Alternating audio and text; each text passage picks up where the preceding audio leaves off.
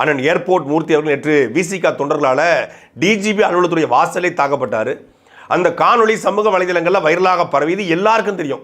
அந்த காணொலியை பார்க்குற எல்லாருக்கும் தெரியும். விசிகாவுடைய குண்டர்கள் டிஜிபி அலுவலகத்து வாசல்ல அவர்கிட்ட வம்பிழுக்கிறாங்க. அவர் போய் விசிகா அலுவலகத்தில் போய் சண்டை போடலை, இல்லை அவர் போய் விசிகா கூட்டம் நடக்கிற இடத்துல போய் சண்டை போடலை. விசிகாவுடைய குண்டர்கள் தான் ஏர்போர்ட் மூர்த்தி அவர்கள்ட்ட வம்பிழுக்கிறாங்க. அவர் தொடர்ச்சியாக எல்லா கட்சிகளையும், குறிப்பாக திமுக கூட்டணிக்கூடிய விசிகா, இந்த கட்சிகளை அரசியல் தின விமர்சனங்களை தொடர்ச்சியாக யூடியூப் போன்ற தளங்களை வைக்கிறாரு.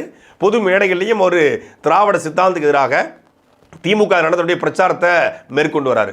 தன்னை அவர் ஒரு பறைய சமூக மக்களுக்கான தலைவராக, அந்த மக்களுடைய பிரச்சனையாக காட்டிக்கொண்டாலும் பொதுவாக நடக்கக்கூடிய எல்லா போராட்ட களத்திலையும் தமிழ் தேசிய களத்தில் கூட அவர் நின்றுருக்காரு. அப்படிப்பட்ட ஒரு மனிதர் ஏர்போர்ட் மூர்த்தி. கடுமையான விமர்சனத்தை முன்வைக்கிறார்கள் ஒரே ஒரு காரணத்திற்காக அவரை போய் தாக்க போகிறாங்க. இப்போ அவரையே கைது பண்ணியிருக்காங்க. காவல்துறை வேடிக்கை பார்க்குது, பத்திரிகையாளர்கள் வேடிக்கை பார்க்குறாங்க. எல்லா தொலைக்காட்சியும், குறிப்பாக டிஜிபி அலுவலகத்தில் ஒரு 15-20 சேனல் இருக்கும். எல்லா தொலைக்காட்சியுமே இந்த காணொலியாக பதிவு பண்ணியிருக்கு.